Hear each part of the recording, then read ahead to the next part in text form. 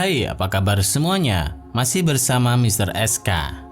Apakah kalian pernah mendengar tentang rumah hantu Madame LaLaurie? Rumah tua yang terletak di New Orleans, Amerika Serikat ini kabarnya dihuni oleh ratusan hantu dengan wujud yang sangat mengerikan. Tak hanya dihuni ratusan hantu, tapi juga terdapat kisah mengerikan di balik rumah megah ini. Untuk mengetahui kisah lengkapnya, mari tonton terus video ini sampai habis. Dan jangan lupa tekan tombol like jika suka, tekan tombol subscribe jika belum, dan hidupkan lonceng notifikasinya. Oke guys?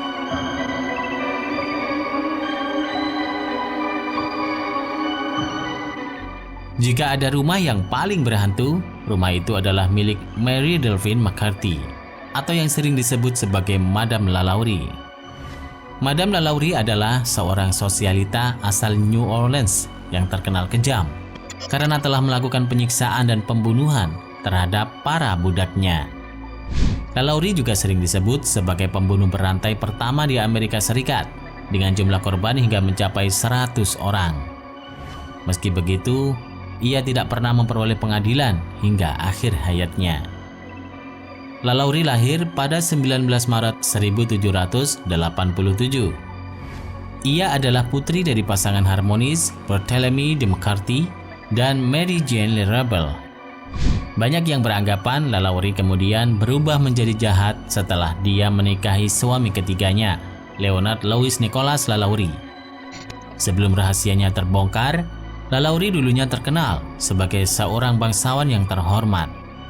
Namun ketika kasus pembunuhannya terungkap, ia kemudian mendapatkan julukan Savage Mistress of New Orleans atau Nyonya Biadab asal New Orleans.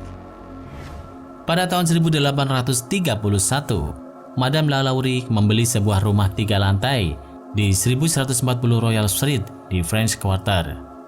Seperti sudah menjadi tradisi di wilayah tersebut, seorang wanita yang kaya raya pasti sebagian besar memiliki budak. Pada awalnya, warga sekitar sempat merasa kagum dengan sikap Madame LaLaurie yang memperlakukan budak-budaknya dengan sangat baik dan penuh perhatian. Tapi ada sebuah rumor yang mengatakan bahwa perlakuan baiknya tersebut hanyalah sebuah pencitraan belaka. Kebenaran mulai terungkap pada saat terjadi kebakaran di rumah LaLaurie. Hal itu bermula saat Madame LaLaurie mengikat koki pribadinya di kompor dengan rantai besi. Sang koki akhirnya memutuskan untuk membakar rumah LaLaurie daripada harus menjalani hukuman yang kejam dari majikannya tersebut. Kebakaran besar pun terjadi. Hal itu pun mengundang perhatian seluruh warga kota. Masyarakat sekitar yang membantu proses evakuasi akhirnya menemukan titik terang terhadap apa yang dicurigai selama ini. Saat rumahnya kebakaran, Madame LaLaurie berhasil melarikan diri dari New Orleans. Daripada harus menghadapi tuduhan atas tindakan kekejamannya, ia lebih memilih untuk membiarkan rumahnya terbakar bersama para budak yang ada di dalamnya. Para warga setempat berusaha untuk menyelamatkan budak-budak yang masih ada di dalam rumah. Tetapi pintu-pintu di dalamnya ternyata terkunci, sehingga mereka harus mendobrak pintu-pintu itu. Setelah para budak berhasil dibebaskan dari rumah yang terbakar itu, hampir seluruh warga kota yang marah menggeledah rumah, menghancurkan jendela, dan merobohkan pintu sampai hampir tidak ada yang tersisa. Tak disangka, warga menemukan hal yang sangat mengerikan, yaitu ditemukannya mayat para budak dalam keadaan yang sangat mengenaskan. Meski telah melakukan penyiksaan secara brutal kepada budak-budaknya, LaLaurie tidak pernah menerima hukuman dari apa yang dilakukannya. Setelah kebakaran itu, ia menghilang tak berjejak.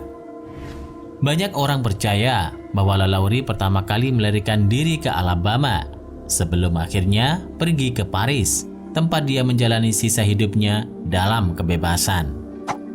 Hingga kini tidak ada yang tahu pasti bagaimana LaLaurie menjalani sisa hidupnya tanpa adanya pengadilan secara pasti. Wanita itu telah hilang bersama dengan sopirnya. Hingga pada akhir tahun 1930-an, ditemukan sebuah plat tembaga yang usang dan retak di pemakaman St. Louis, New Orleans dengan nama LaLaurie Madam Delphine McCarthy tercantum di dalamnya.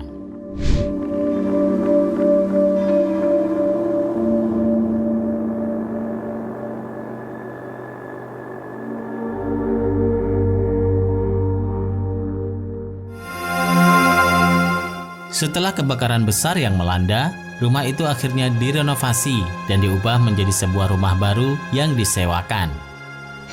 Para mantan penghuni mengeluh bahwa mereka sering melihat penampakan hantu dengan wujud yang sangat menakutkan.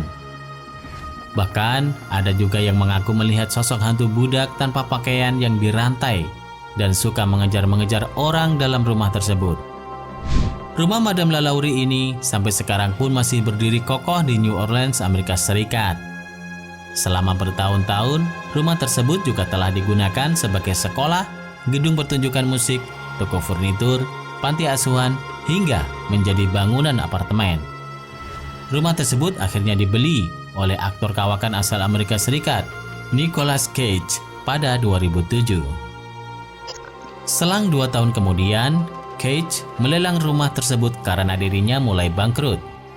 Hebatnya, rumah yang menyimpan banyak kisah menakutkan itu mampu terjual dengan harga yang sangat tinggi, yaitu 2,3 juta US dollar atau setara 31,56 miliar rupiah.